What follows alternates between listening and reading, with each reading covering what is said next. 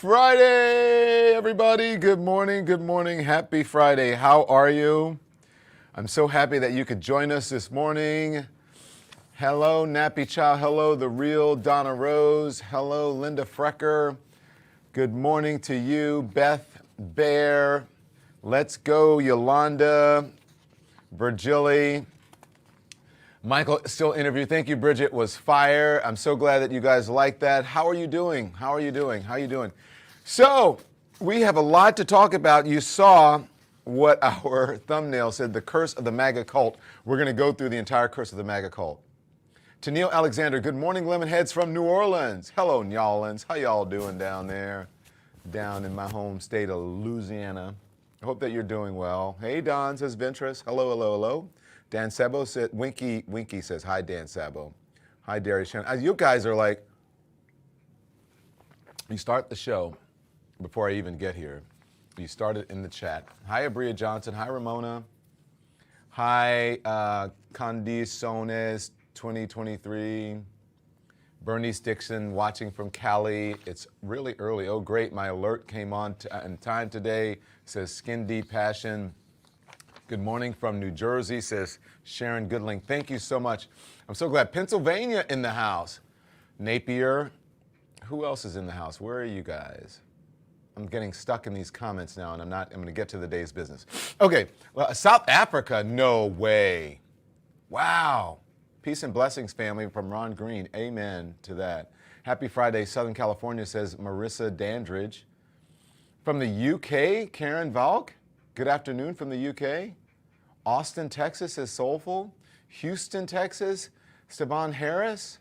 Thailand, Joanne, really? From the Bronx, HBW, Bronx in the house. Birmingham, Alabama, Abria Johnson. I used to live in Birmingham. I live there. Oregon, CC. Good morning, everybody. I'm so glad Florida's in the house as well. We're thinking about the folks down south. We're going to try to give you a little update on what's happening there, also and how it's going to affect the campaign, I do believe.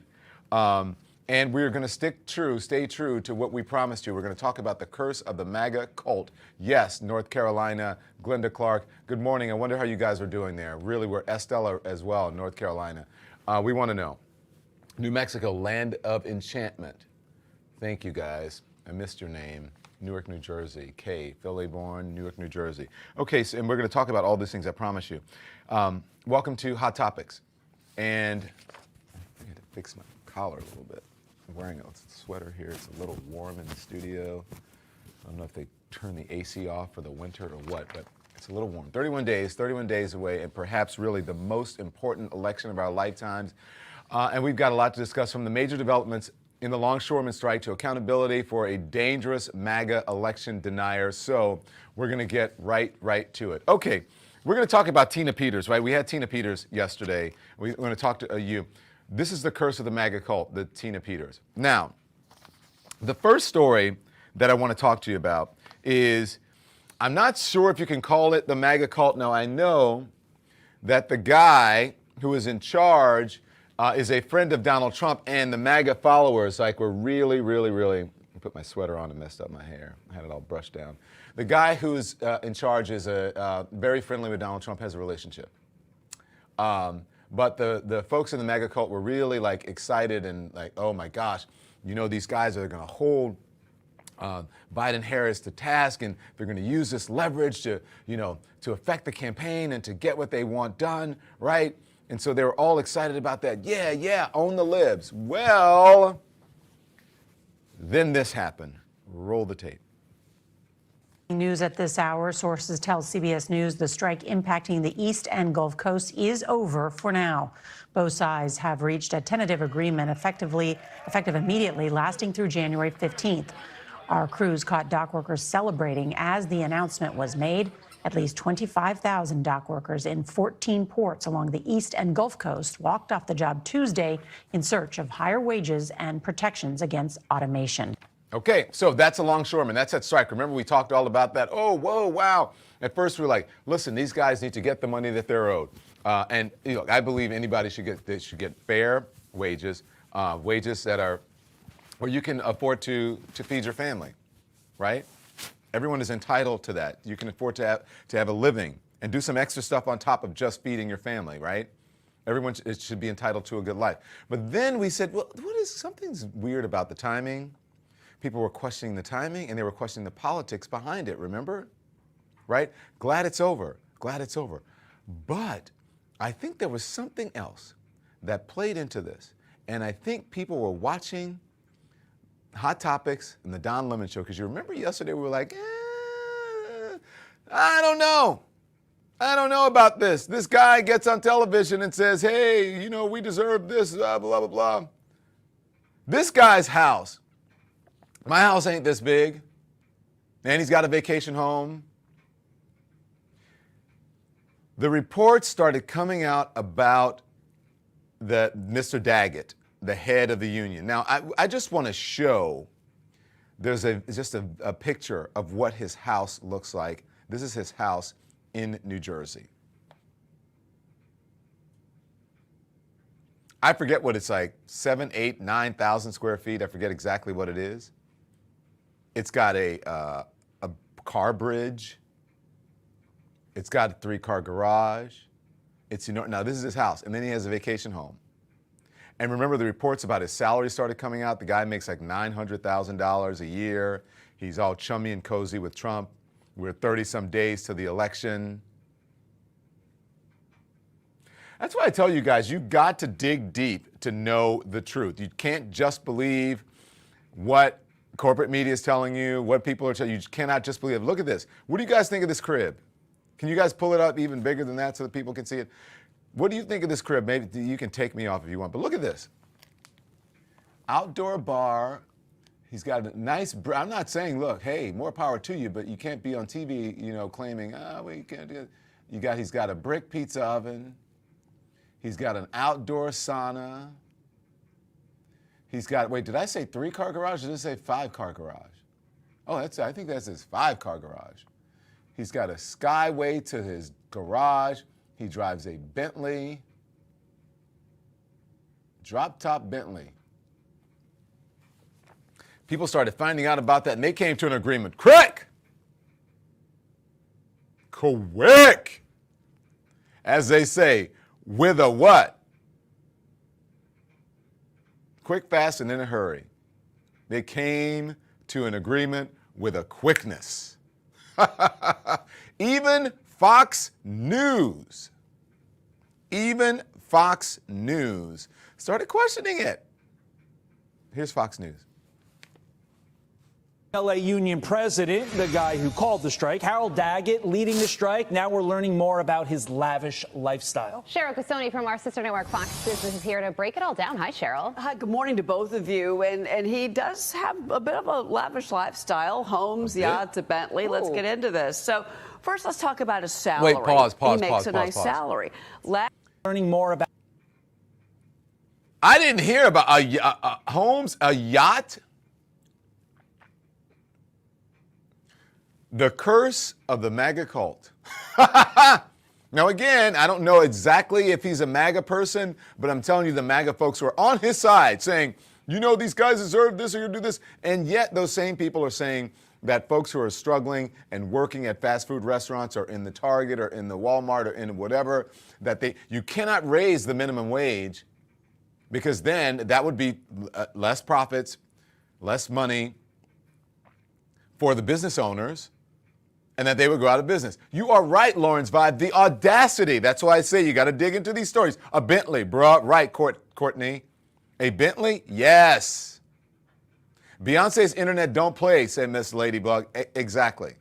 So let's go through this report. We may pause it, but I just want you to hear how much money he made. I just heard he had a yacht. I didn't even realize he had a yacht. I think maybe, you know what? I think I did, actually, because even someone is tweeting about it that you will find recognizable. Okay? So $70 to $100 an hour at the docks, says Pirates Alex. Yes. I was never on his side, Don. I hate unions, says Rich Buddy. Okay, that's your prerogative. Anyway, let's continue on. Remember, this is Fox. This is Fox. I believe it's Fox Business. Let's go. A salary. He makes a nice salary. Last year, this president, Harold Daggett, of course, he runs ILA, raked in $900,000, according to union filings from the Department of Labor. For comparison, the average union dock worker makes about $81,000 each year. Now, let's talk about the homes that he owns. He's got a $2.4 million home, Sparta, New Jersey. He's got a Bentley, which he's been known to drive around town in. He's also got a $1.4 million home, according to Newsweek, in Highland Beach, Florida. Okay, please Elon stop. Musk made it a really... Please stop. Please stop. He makes $900,000, and the average, I think he said, is $184,000. Is that correct? Did I get that correct? Or did it say $84,000? There we go. Let's put it up. So he makes $900,000 annually. The average worker, $81,000. Union dock worker. Then the ILA local, $173,000. So I believe that's his salary from both of them, I believe.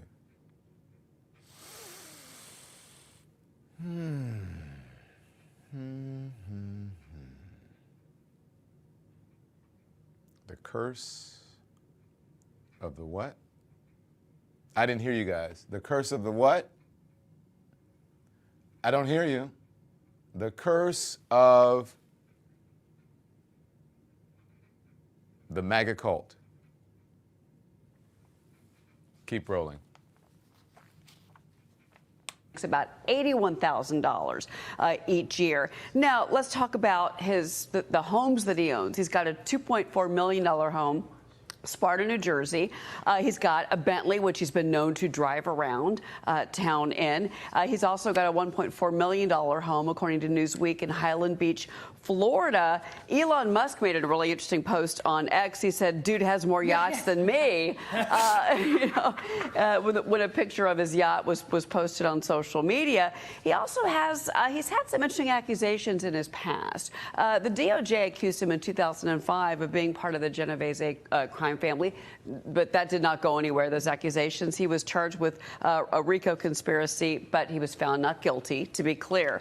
But this brings into question somebody that is talking about the everyman. He's known for his colorful language, and he's fighting for these longshoremen. At the same time, he's calling the ports and the ocean carriers money crazy. But he lives a nice life, to be clear here. But when he goes into these meetings, he's making threats like, and he says this in interviews, he'll say, people are going to realize how important these jobs are. They can't sell cars. They can't stock the malls. They can't do anything in this country without my blankety blank people. And they're going to realize it. So when you take a really hard stance and a really tough stance against companies and corporations, fair enough. But you should know that a lot of your property records are out there for public consumption, and reporters are going to find those. Yeah, things. I mean, Okay, he's obviously... let's stop right there. Let's stop right there. Hold it. So these guys are out there screaming on picket lines, and the average, they're making $81,000. Now, go with me here. Let me know in the comments if you know where I'm going. He lives in a mansion, 2.4, in Sparta, in New Jersey, with a garage or carport or drive, whatever, skyway. They're out on the picket lines making $81,000. He has a $1.4 million home in Florida. Do you guys see, are there any parallels here? He's screaming, "Oh, the little guy, I'm looking for you. I'm looking out for you. You're the little guy. I'm looking out." You're making $81,000. Sound like anybody you know? The curse of the MAGA cult. And so the curse of the MAGA cult here is that people vote against their own interests all the time. They get co-opted by what? A cult of personality.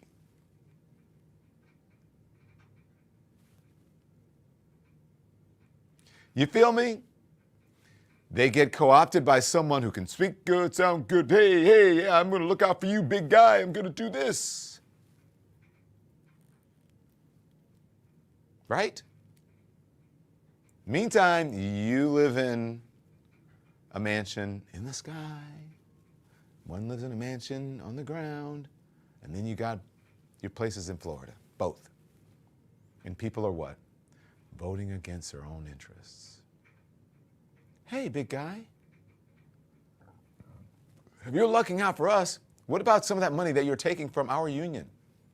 Can't you just ease off on your salary if you're looking out for us? Because some of that money could be going to us. Or,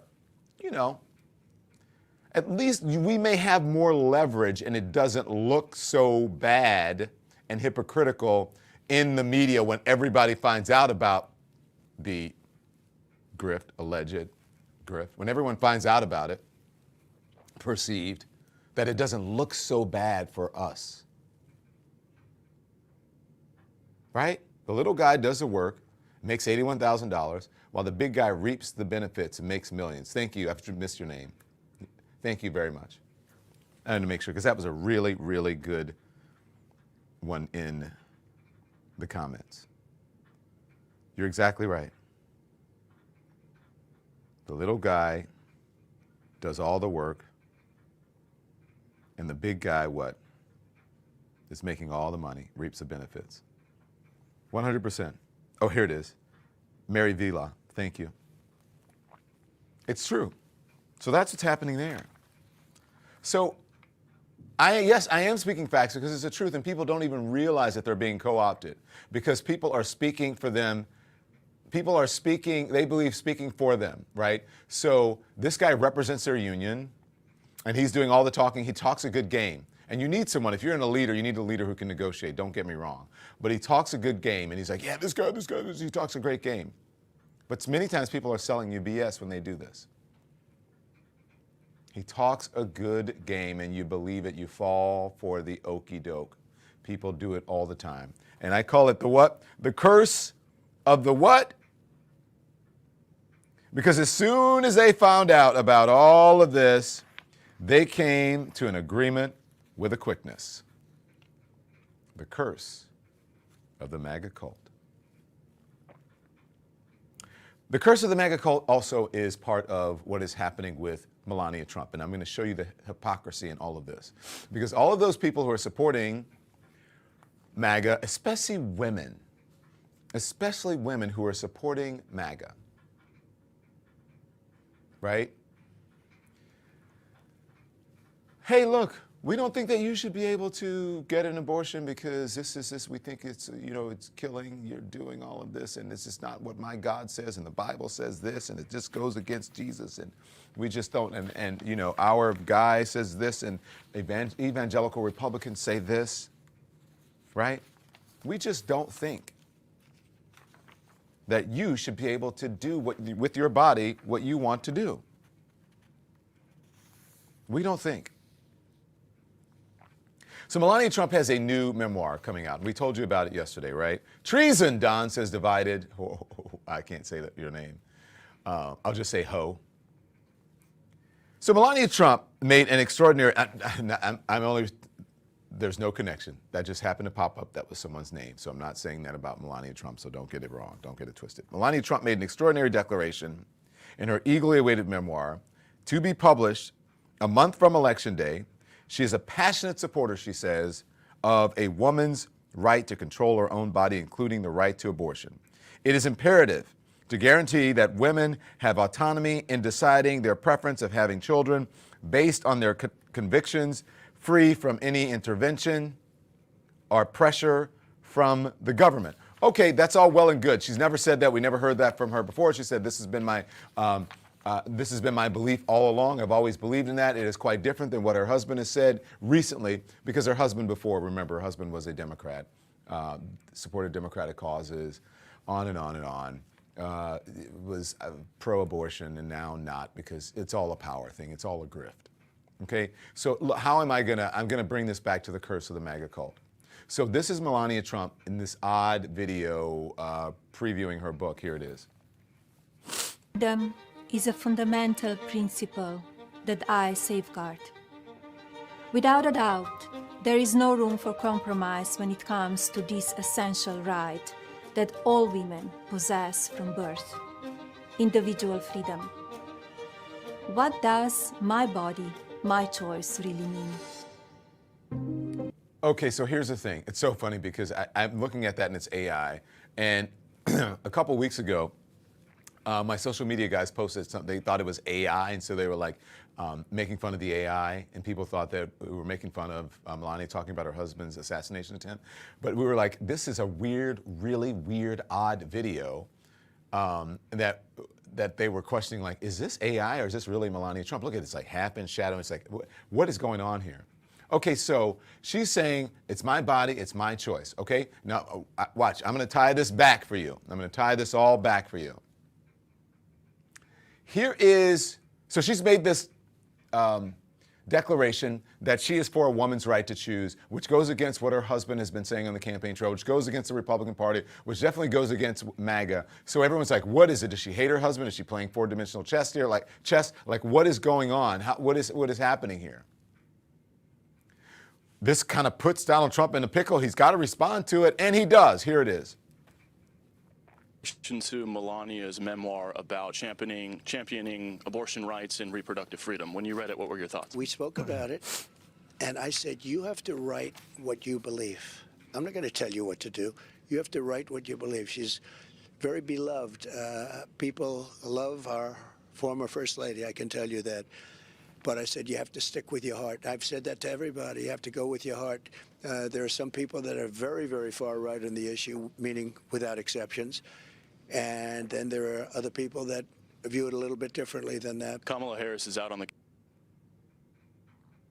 the...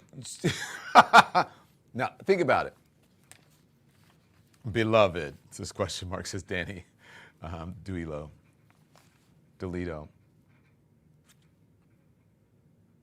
Okay, let's think about this.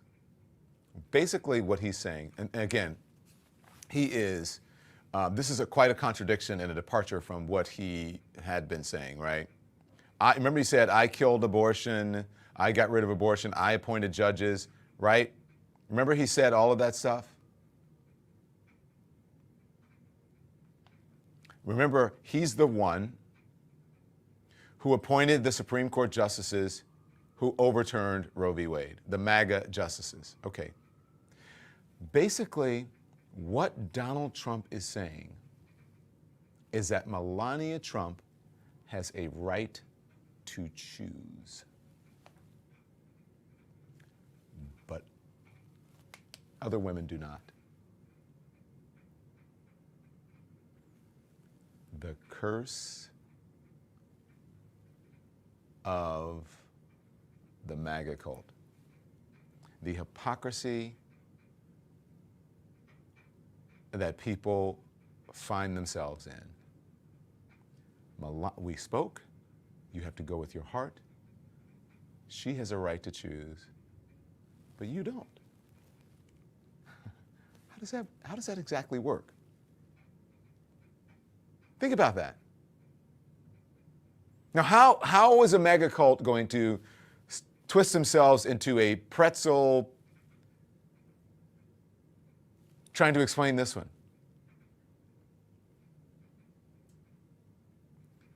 How do you do that? Melania has a right to choose. It's Melania's choice, but it's not your choice.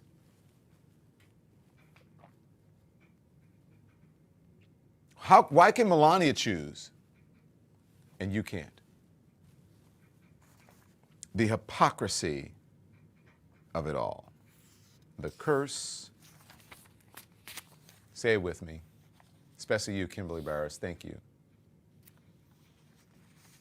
They could not afford lighting for Melania's video. Thank you. Yesterday we were asking if they were broke. Maybe they are.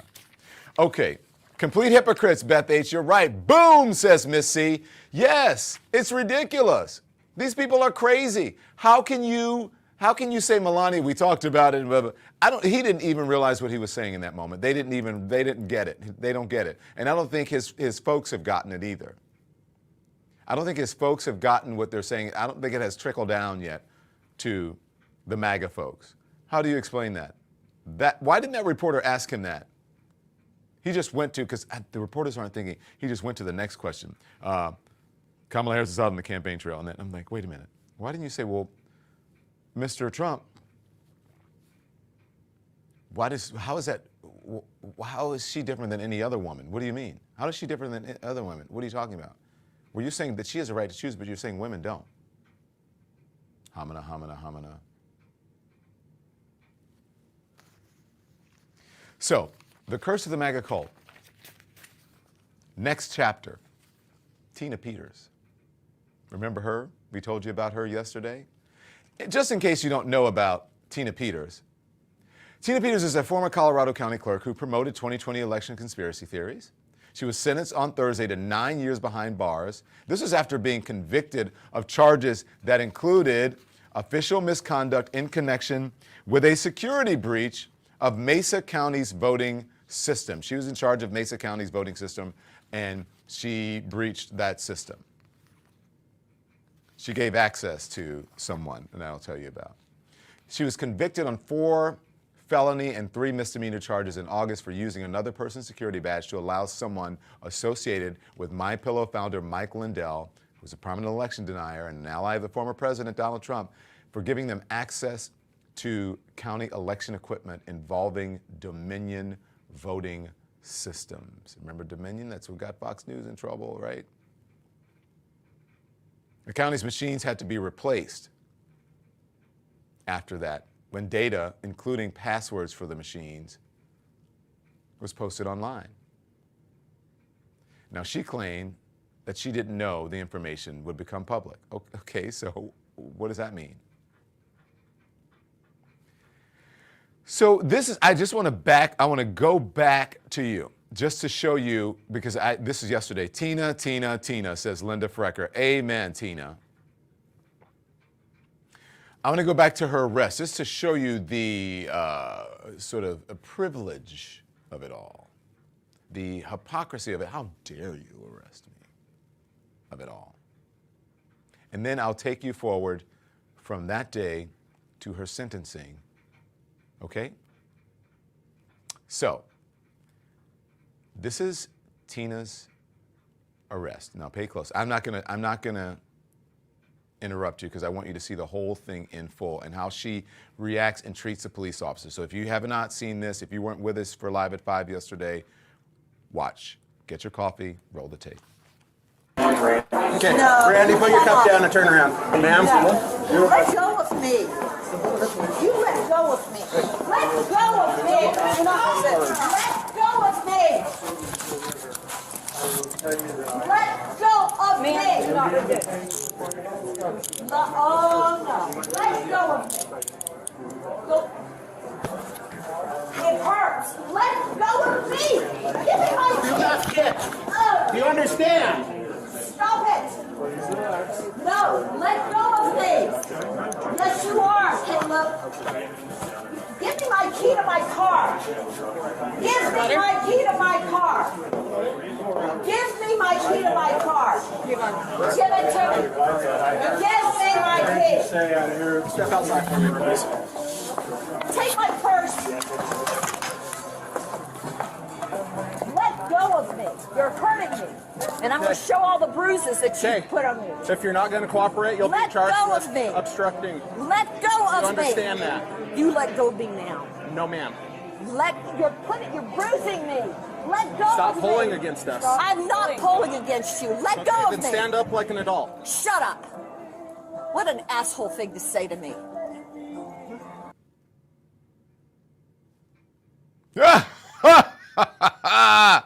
Okay.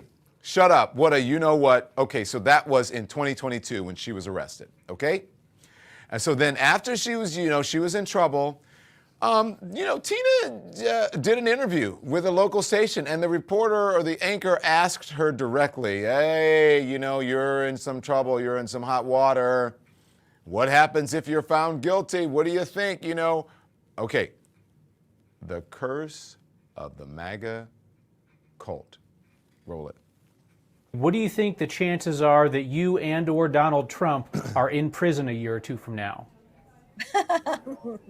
Well, I'll tell you, if I thought I was going to prison, I would probably be on the beach somewhere, but relaxing. It's just like with Donald Trump's indictment. My indictment has nothing to do with the facts.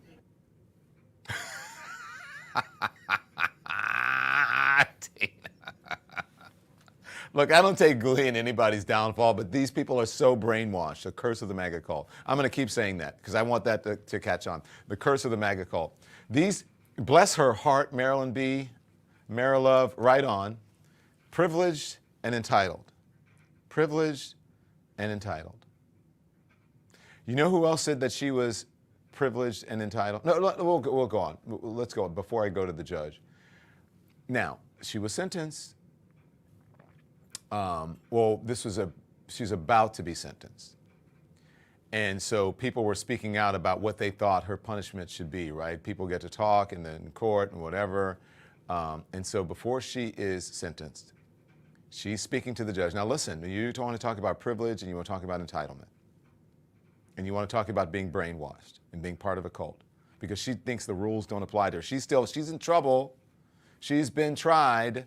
She's about to be sentenced, and she still thinks the rules don't apply to her, and somehow that she's above all of the other people who happen to end up, on the wrong side of the law or in the justice system, and they have to pay the price, right? This is what she said before. Taken back by how awful I've been depicted when I was just trying to do my job. The people expected me to do. When I look at the people that have spoken here today and asking for harsh sentences, I'm just appalled. I feel bad for them because I know, I've often said God doesn't like people messing with his kids. And I believe I'm a child of God. And I believe that it was important for someone to stand up, and I chose to do that. I have health problems that would not be treatable please stop, in the I said I department. wasn't going to. Okay, and back it up just a little bit because she's talking about her health problem.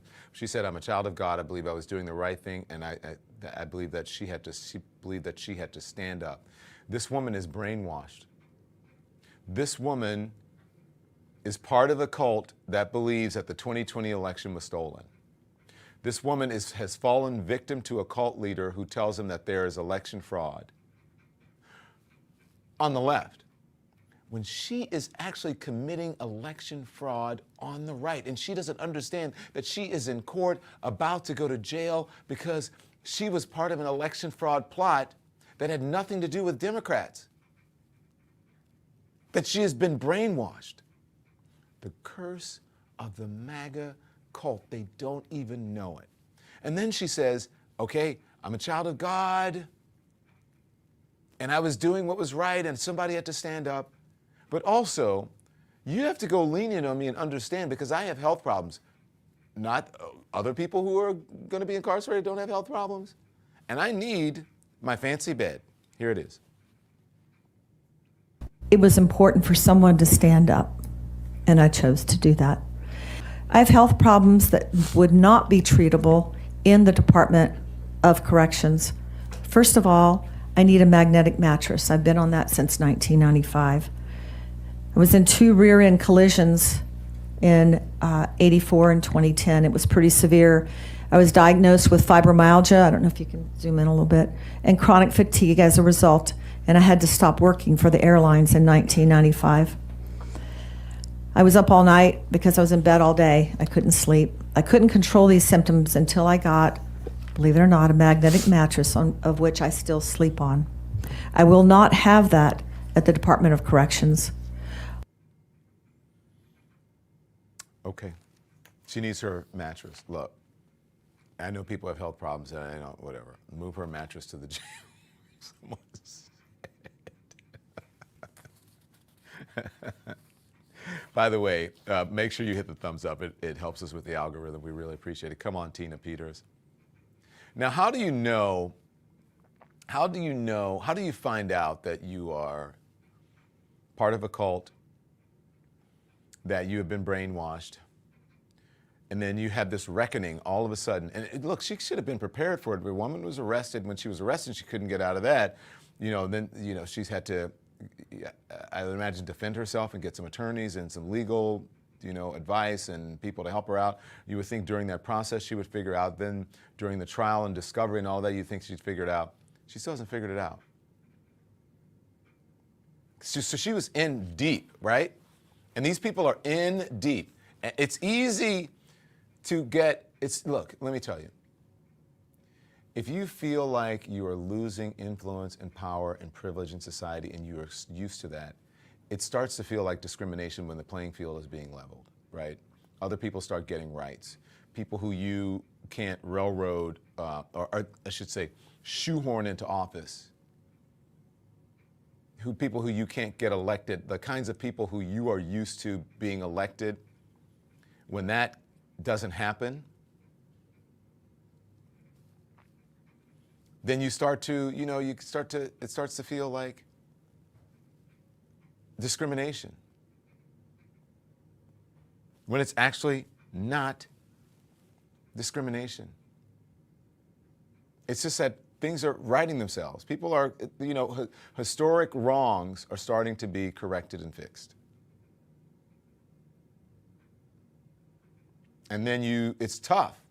And so it's easy for you to be able to fall prey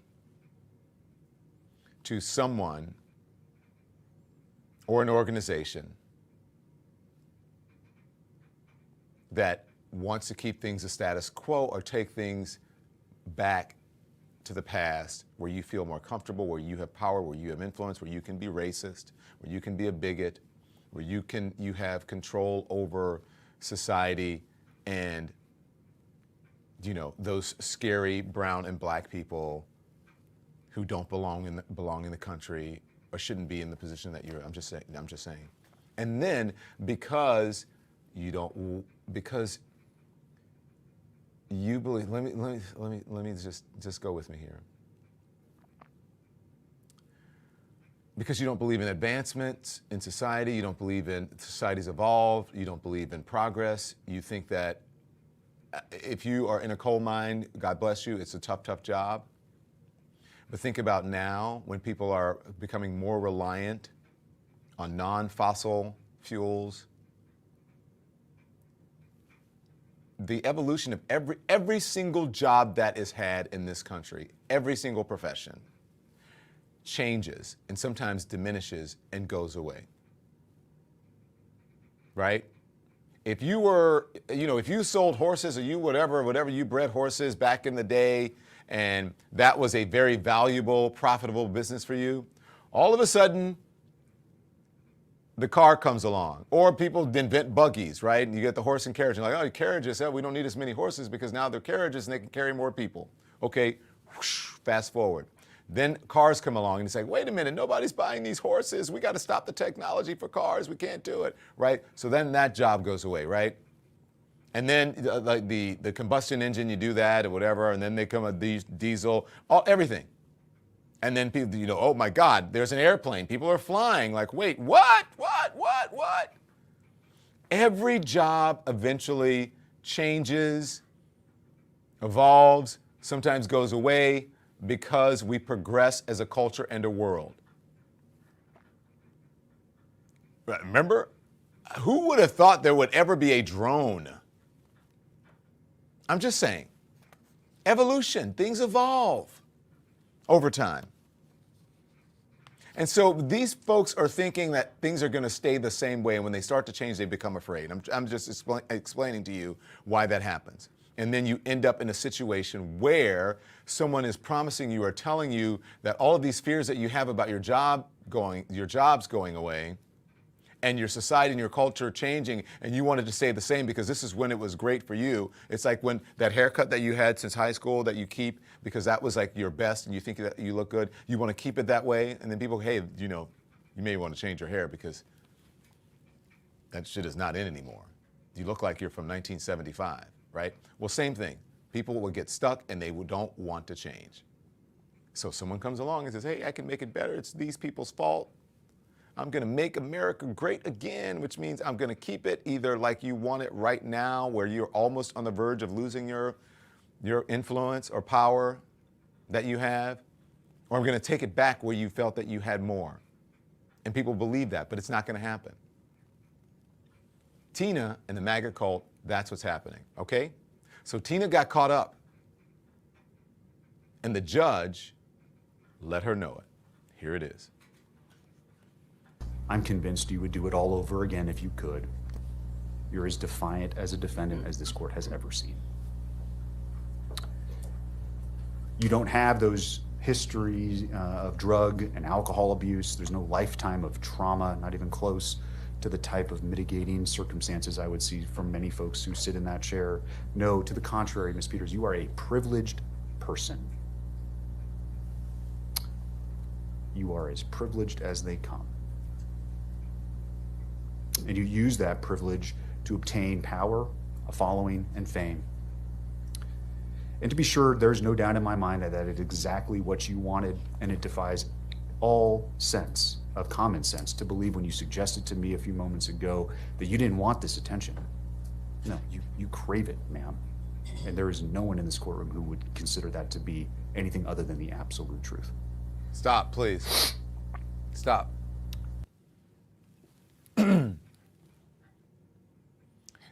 Every person in America, not just the MAGA cult, every person in America should hear this. Every single person in America should hear this. Harris Walt's campaign. Are you listening? This should be a campaign ad. This should be played at your rallies. This should be discussed on your interviews. This should be everywhere. Every news organization needs to be playing this. I'm playing it in full. If I had a show on cable, I would play it. This would be my lead story. The curse of the MAGA cult. This is what happens when you believe the lies of a cult leader.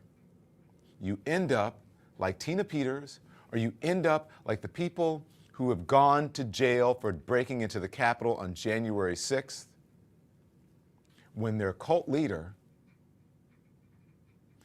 is sitting at his palatial estate by the sea, either in his luxurious bedroom, where he goes down to the dining room every night and with thunderous applause for people who are there at his private club, or he is basking in the glow of the sunlight as he is playing golf. Tina Peters is in jail. The January 6 people are in jail. And he is out running for president. And here's how he continues to co-opt them and to brainwash them. How does he do it? He has to say that it is a lie, and because you are sacrificing this for me, what do you say to them? You're a hero. You are a patriot and you're a hero. Now tell me he's not said that. He has to say, you're a patriot and you're a hero because you're making the sacrifice for your country and you did the right thing. In the meantime, you're making the sacrifice for him, who is out free. Not only are you doing that, you're sending your money to him to pay for the legal bills to keep up his lies and to keep him out of jail. And how does that happen? He has to run for president. He has to continue to lie to you so that he doesn't have to face the consequences, so that he does not have to go to jail. If he becomes president, the federal charges go away, and you can't put a sitting president in jail. Where's the lie, everybody? You guys can't see this? They are so far gone, they can't see this. The curse of the MAGA cult. the cult leader keeps amping it up and keeps lying to you, and he keeps up the illusion to keep you where you're going. And then at the end, when it gets so bad, when the feds start to come for him, when the feds starts to come for you, and the government starts to come in and law enforcement starts to come in and they try to get the people back, what does he do? What do cult leaders do? Every cult leader you've known, every single one, when they finally have to face the consequences, guess what happens? You got to drink this Kool-Aid.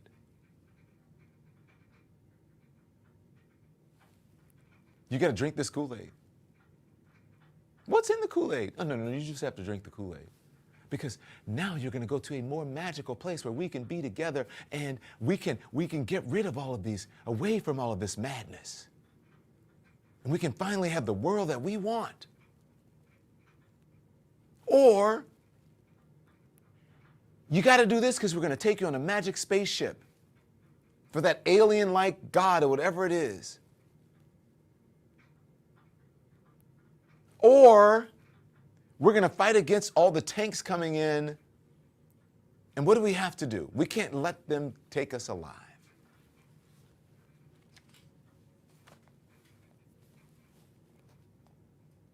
Think it's a game. Because that's where this leads to. The curse of the MAGA cult. What's next? What if he has to face the consequences? What if he doesn't win? We got close to it in 2020 on January 6th. Don't let him do it, whatever. Don't let him take us. Don't let him go to the Capitol. You guys think I'm crazy, but I'm not. I'm telling you, I've seen this. I know what happens. So the judge is like, look, you know what? You have no remorse. You have shown no signs of remorse. And let me tell you about yourself. You live in an echo chamber, you're brainwashed, whatever. Anyway, he reads her to filth. Let's continue. But to get to the point of what it is that you did here, it's my impression distinctly that you never took your job of clerking particularly seriously. You didn't complete the certification. One scandal after another followed you in your time as the clerk. And ultimately, it was a belief that the echo chamber in which you live couldn't be wrong, among other things, that led you to do what you did here. This thought process, unfortunately, seems to consume so many in our country, regardless of race, gender, political affiliation, or the like, that what it is we hear and think can't possibly be wrong.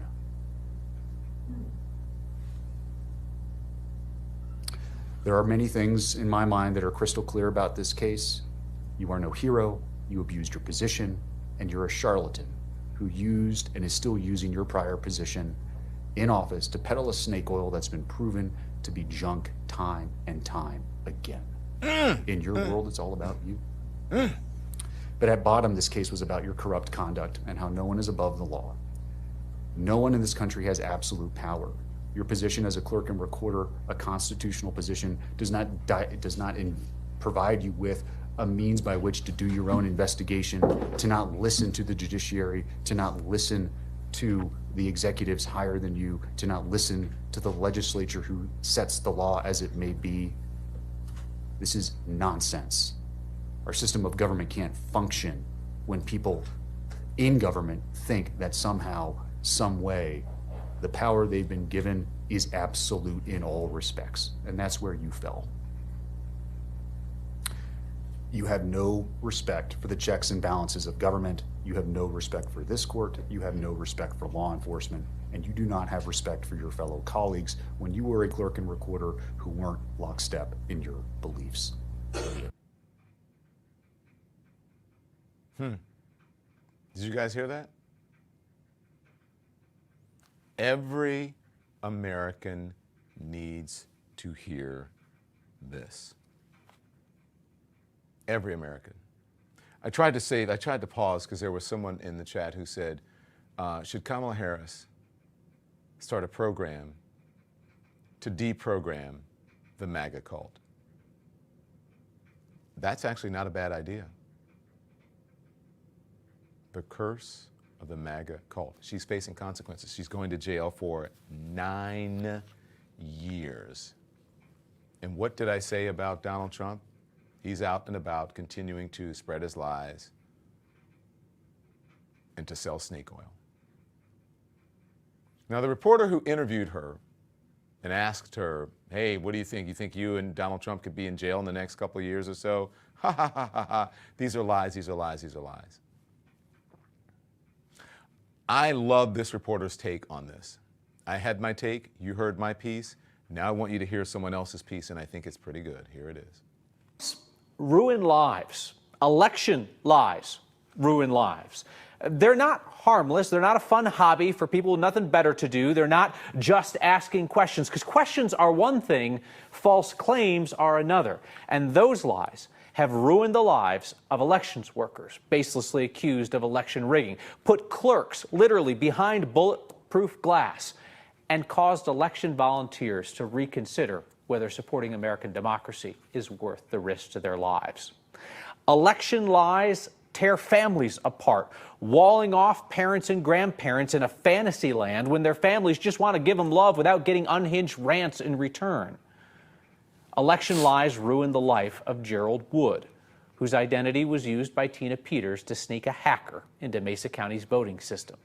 They were searching for evidence of fraud that they did not find. And here's the thing, it does not matter, because lies don't need evidence to survive. Tina Peters has now been sentenced to spend a good part of her 70s in prison. Perhaps she realized today, election lies ruin lives. Amen. Those election lies have ruined a lot of lives. The curse of the MAGA cult. Now, you heard up on the debate stage the other night, right? When point blank, J.D. Vance was asked by Tim Walz whether the 2020 election was stolen. I don't want to focus on that. Why are you so focused on what's old? How about just answer the question, right? And so he hedged. He couldn't say it. Because what? He cannot admit to the cult leader that something was wrong, right? Or if he says he believes it, then wow, that's going to come back to haunt him in his future in politics, because he knows, right? Now, this was J.D. Vance days after the election, not that, maybe yesterday, being asked, not by a reporter, but by, you heard of the good liars, they're social media influencers. They are the ones that actually pinned J.D. Vance down. Unlike what happened at the debate, Tim Walz should have done that. And perhaps the debate moderators should have as well, because he didn't answer the question. But this is the young man from the Good Liars, I forget his name. I just saw him the other day, as a matter of fact, catching up with J.D. Vance out on the campaign trail, asking. Here it is. Who won the 2020 election? We're going to go to town hall. Could you just answer, did Donald Trump win, yes or no? Yes. He did win? Yep. So will you concede? Will you concede? If your opponent gets more votes, will you concede? I really feel bad for you, man. I just want to know, if your opponent gets more votes, will you concede? So there you go. Part of the cult, the curse of the MAGA cult. So J.D. Vance is still out lying about the 2020 election, ruining lies, these election lies, as the anchor there said, ruining lives. They don't care. They don't care.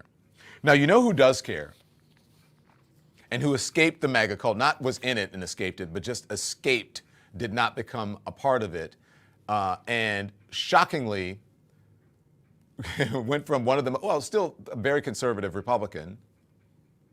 Her father's a very conservative Republican former vice president who did not fall for the MAGA lies. And you could not have told me 2 years ago, 3 years ago, that you would have Liz Cheney out campaigning for Kamala Harris, the Democratic presidential nominee. But she's doing it, and she's out on the campaign trail, and she's bringing receipts. Here it is. It is Donald Trump's closest aides who also told us this. They said that while the attack on our Capitol was happening, Donald Trump was handed a note informing him that a civilian had been shot at the door to the chamber of the United States House of Representatives. Donald Trump put the note down on the table in front of him, continued to watch the attack on television, and still refused to tell the mob to leave the Capitol.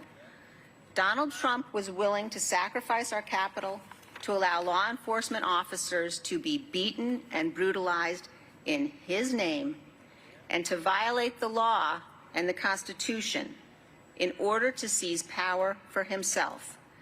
I don't care if you are a Democrat or a Republican or an independent. That is depravity, and we must never become numb to it. She's right.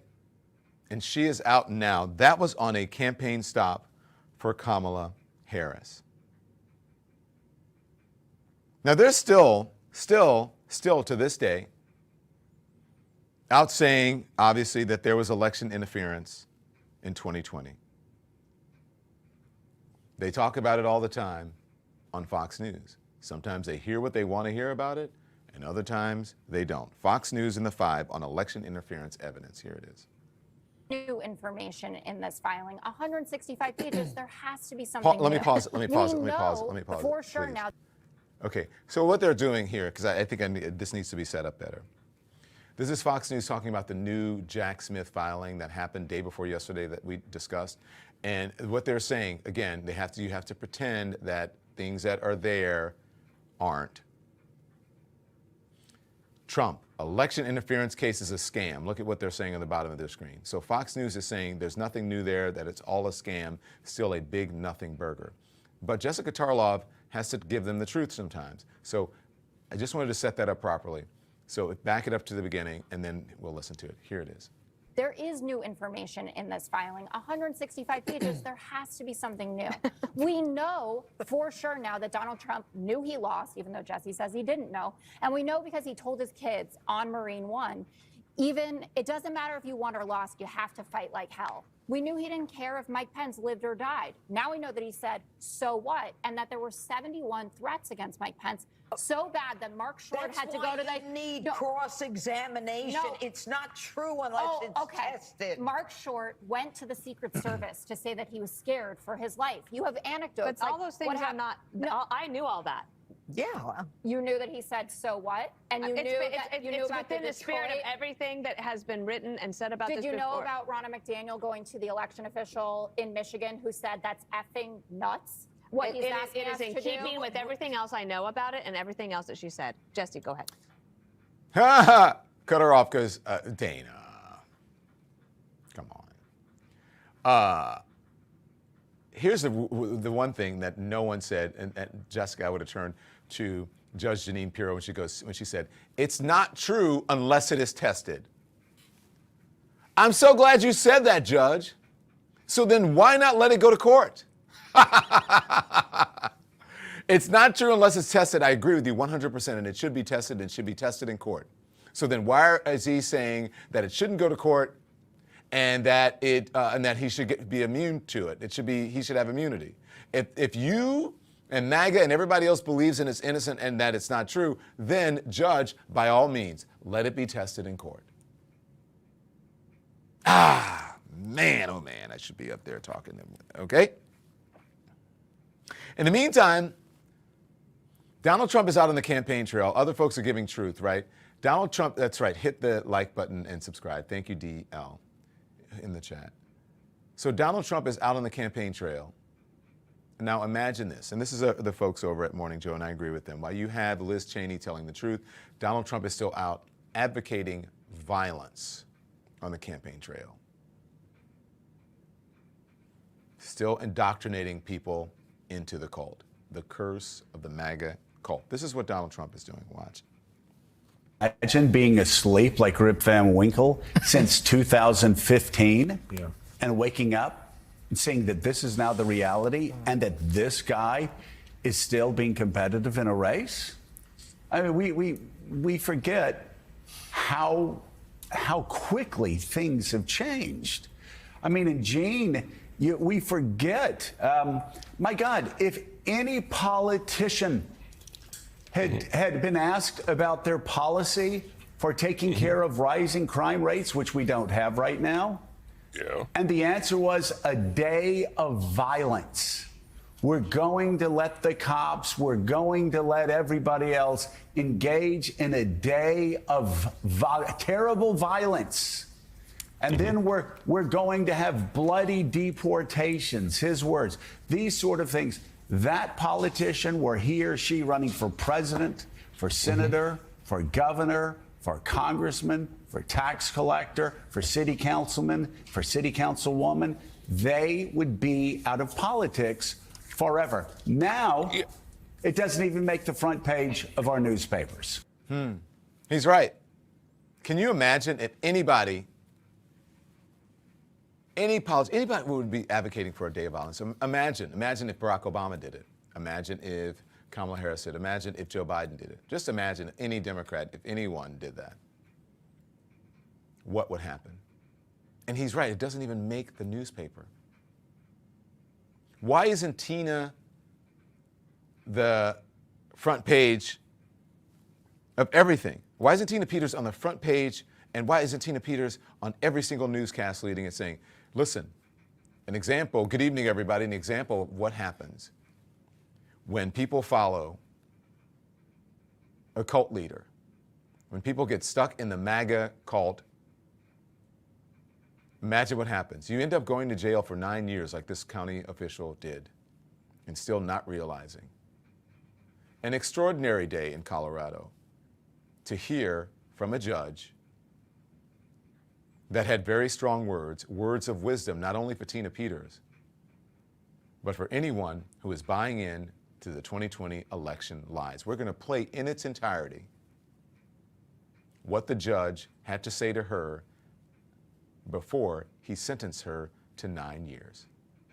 Let's let it play. And that's what everyone should be doing, because everyone needs this. The whole country needs to be deprogrammed in therapy. That judge is therapy. But anyways, so the whole reason that he's saying a day of violence is because they're demonizing immigrants. They're demonizing immigrants and saying that immigrants are bad, right? They're eating the cats, they're eating the dogs, on and on and on and on and on. So that's the whole thing. And then these new numbers came out recently about immigration and convicted dangerous people, people who had committed crimes in their country coming over, violent crime, and that they came over. And the government released these numbers. And then, as you would expect, MAGA, right-wing media tried to do what? Blame it all on Joe Biden and Kamala Harris, saying it just happened. And then later on, the information comes out that it's been over 40 years and the numbers aren't quite what they say they are. You know what I'm saying. Now, over at the Fox News, they have a little PTSD about this whole Dominion thing, and they're like, okay, well, we got to say something because we don't want to get sued again.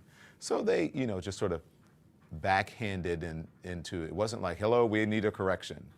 Like in the conversation, they tried to fix it, to soft pedal it.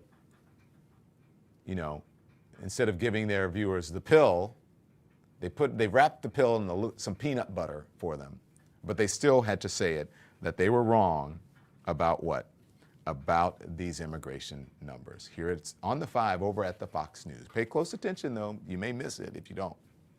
Talking about those numbers for a while, the former president was on Truth Social over the weekend and made speeches as well. And he referred to how there were like 13 or 14,000 convicted murderers in the country. And that got some pushback from the Department of Homeland Security in the last 24 hours. But we want to tell you a little about these non-detained, non-citizen convicted criminals. These are people who were convicted of homicide, who are or were currently are in the United States. As you can see right there, according to ICE, the number is 13,000 convicted of homicide, 15,000 convicted of sexual assault. The total illegal criminals in the United States is at 425,000. Convicted of crimes. Right, exactly. So here, when I saw that number, I thought, how is that possible? Well, as it turns out, a lot of the people have been in the country for decades. And a lot of the people who were convicted of murder committed it here in the United States. The problem is, because they're still in the United States, is a lot of them are from countries where it's like, okay, person is from Russia, we're going to send him back to Russia. Oh, Russia won't take him. They're stuck here. And so that's why that is such a big, jaw-dropping number. So it took over decades. And the numbers are stunning, but it happened over decades. So the DHS wanted to qualify it after they gave Congressman Gonzalez this information on Friday. So the data in the letter is being misinterpreted. The data goes back decades. It includes individuals who entered the country over the past 40 years, the vast majority whose custody determination was made long before Biden took over. It also includes many who are under the jurisdiction of currently incarcerated federal local partners.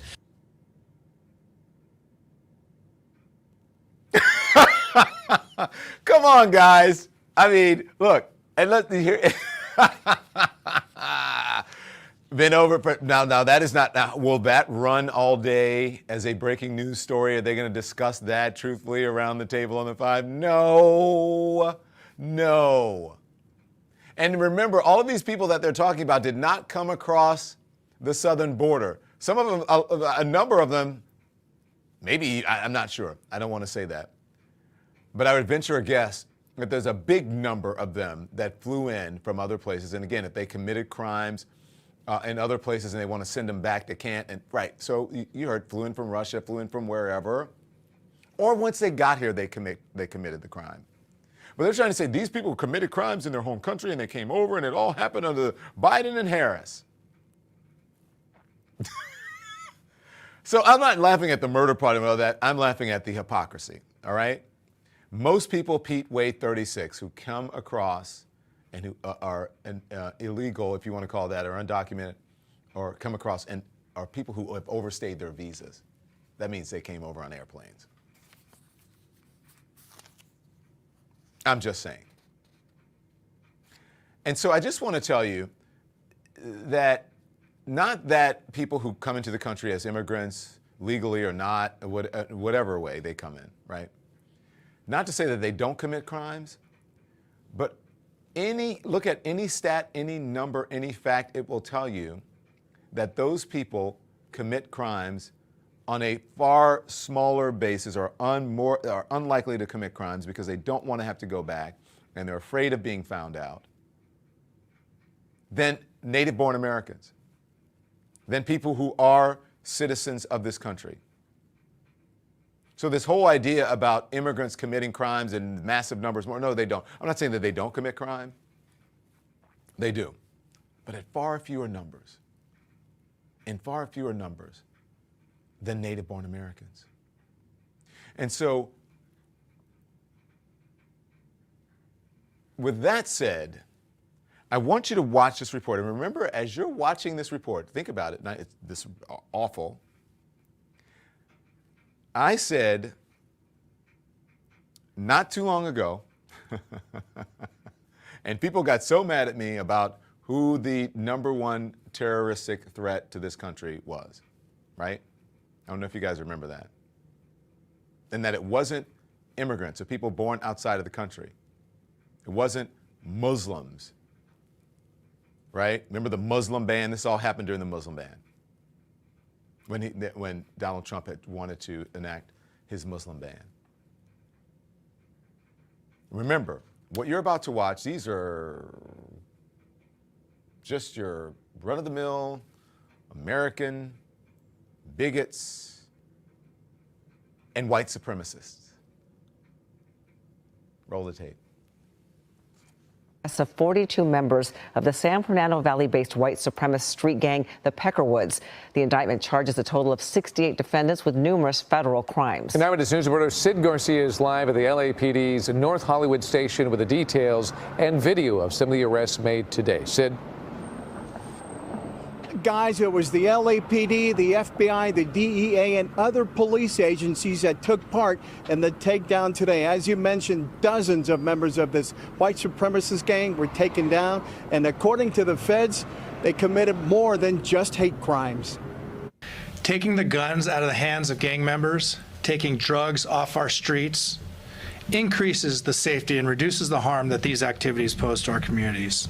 The LAPD, FBI, DEA, and other law enforcement agencies announced today that they've taken down dozens of members of the notorious white supremacist gang, the Peckerwoods.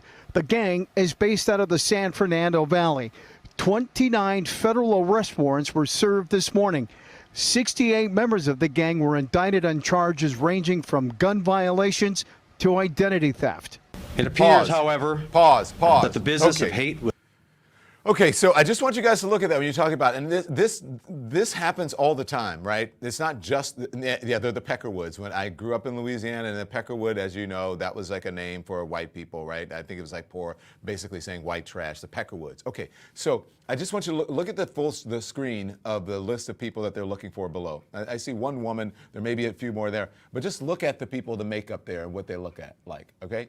If you're gonna call yourself a Peckerwood, what does that mean? That means you're white. Look at that. Because, you know, facts don't matter. Facts don't matter to some people. Back it up a little bit and roll it, please. Ranging from gun violations to identity theft.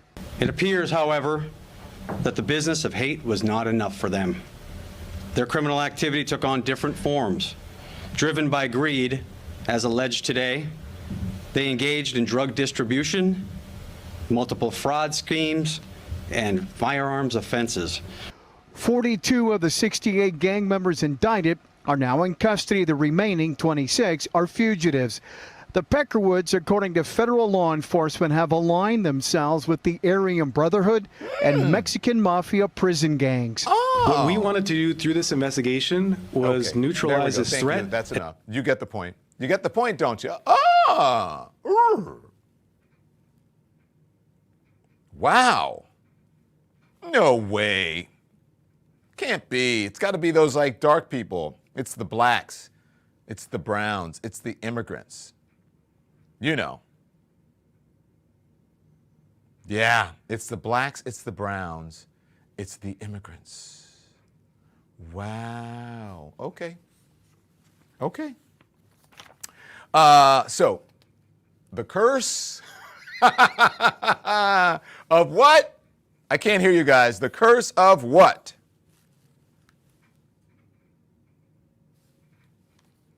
The MAGA cult. Speaking of the curse of the MAGA cult, I don't know if you guys saw this, because, you know, I mean, Donald Trump is still, I think he's still holding rallies. I mean, he is. I see him in front of a microphone, but they don't show you the crowd all the time. But luckily, there are these things called cameras, and some people have the actual nerve to show. I mean, you know, look, he's got the largest crowd sizes, according to him. The Vice President, Kamala Harris, calls them tiny rallies. Let's see who is right with this, because here's some video of a rally just the other day.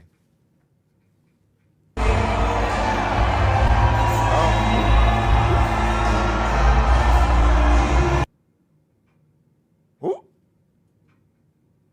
I thought there was a longer one than that. Is there a longer? There's one with him talking. Do we have that? And who else can fill up? Only MAGA. But whoever fills big places like this at 3 o'clock in the afternoon? We're going to be meeting. We're going to think of it. Oh boy, oh boy, oh boy, oh boy. Boy, oh boy. The curse of the MAGA cult. Little rallies, or as Barack Obama says, little rallies. Okay, do endorsements matter? Well, I'll do that. Before I do endorsements matter. I just want to say, look at some of this is what's happening down south, and you know the death toll keeps rising. I believe it's above 200 now, and it could go up. But this is some of the video of just the destruction that has taken place down south. Wow. I mean, and this is like a couple of days after. So imagine the scale and the scope of this. Look, and I don't think that people even realized that it was going to be this bad. Even after they didn't know the devastation that was going to take place. Now here is the issue, right? Because everything becomes political. How do you respond to that? I mean, we would have to have, like, I think it would be great if, like, our international partners could come in and help, because I just don't know if we have, I know we're America, we're very powerful. I just don't know if we have the resources to get to this as quickly as we should get to it, because the scale is so huge, right? And folks are hurting, so I can understand that they're hurting. They're saying, okay, we're not getting what we need. It's not coming fast enough. Who are they going to blame? Because a lot of this is rural areas. A lot of it's red states or swing state or battleground state. What are they going to say? Well, Republicans are going to take advantage of this, and they're going to blame the Democrats. They're going to blame the party who's in office. That's the Democrats, the folks who are in office, and Kamala Harris is vice president. So initially, it's going to say, the Biden administration said, hey, we're getting it fast. Donald Trump was lying, obviously, about not being able to reach Joe Biden, the governor in Georgia, Brian Kemp. But the governors can only say so long that they're getting everything they need from the government federally. And when people start screaming, the governors are going to blame the federal government, saying they're not giving it to us fast enough because they don't want to take the blame. And that blame is going to go to where?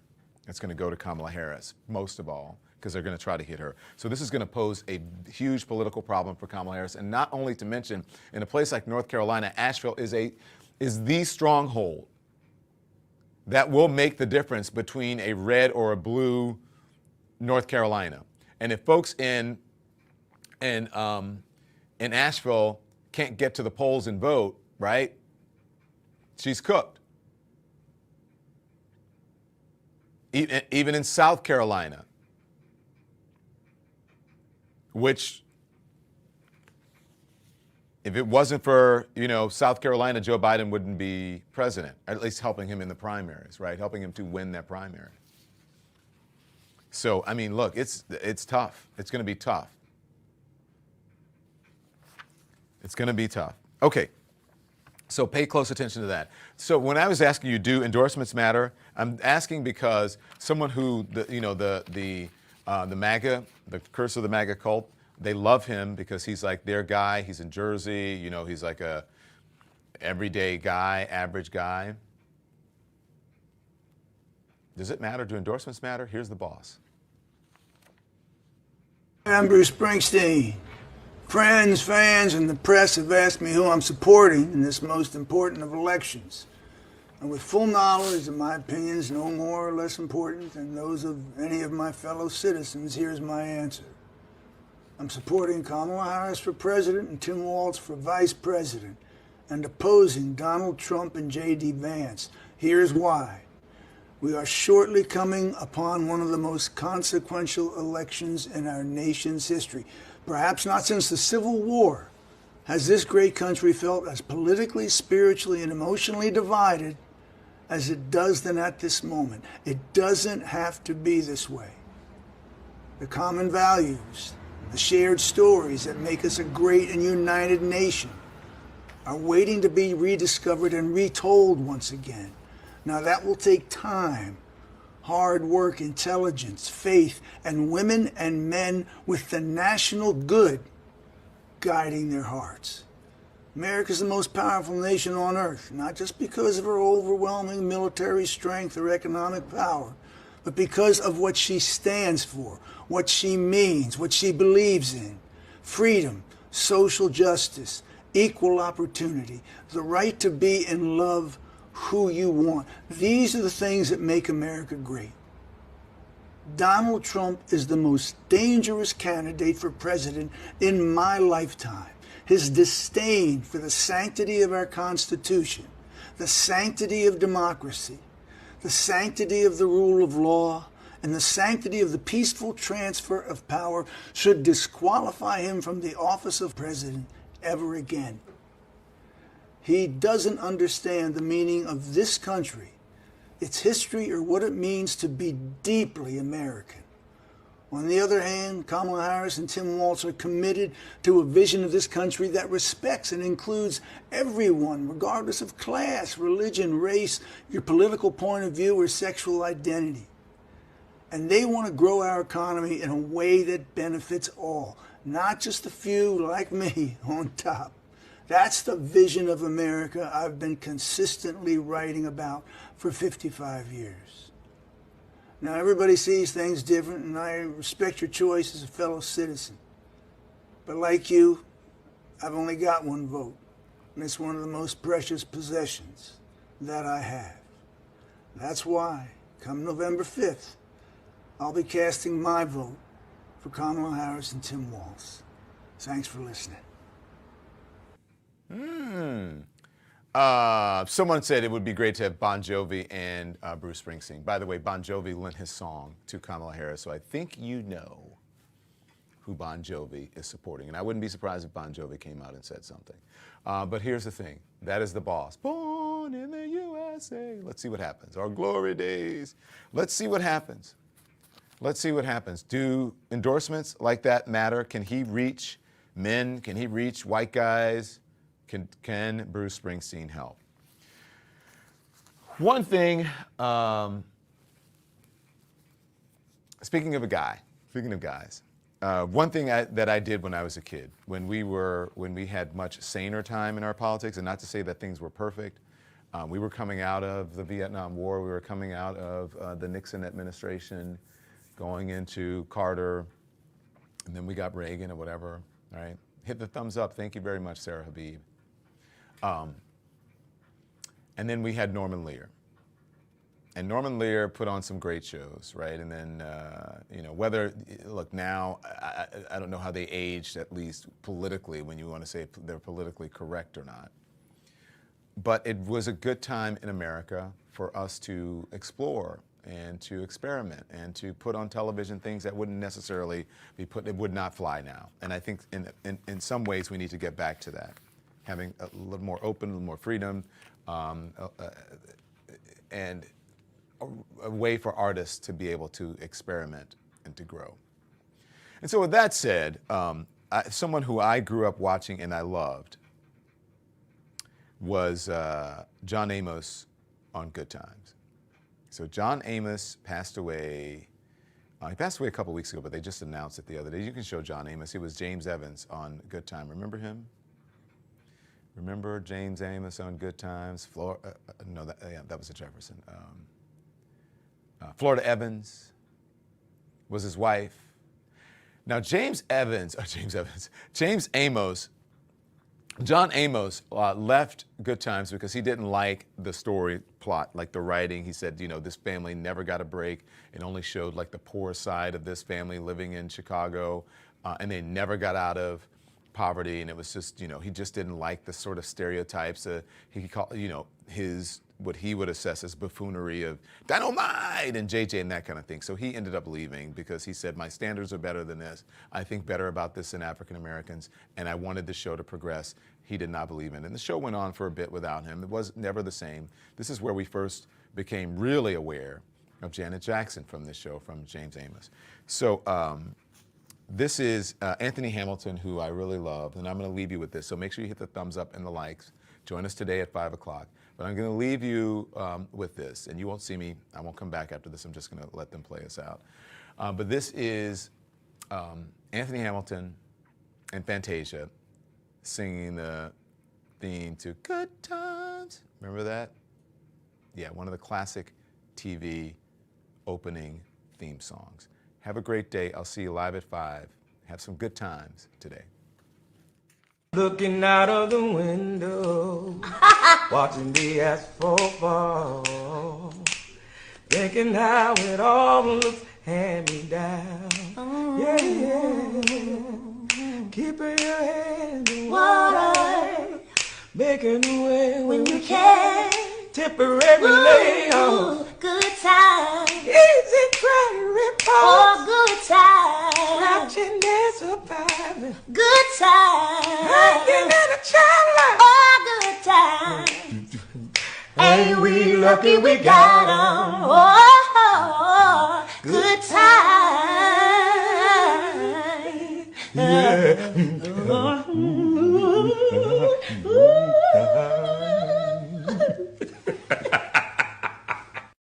Thanks for watching, everyone. Make sure you hit the like button. It helps us with the algorithm. And also, we'd love for you to become a subscriber. So hit that button, too. We're live every day at 10 a.m. Eastern Time and 5 p.m. Eastern, so there's plenty of content.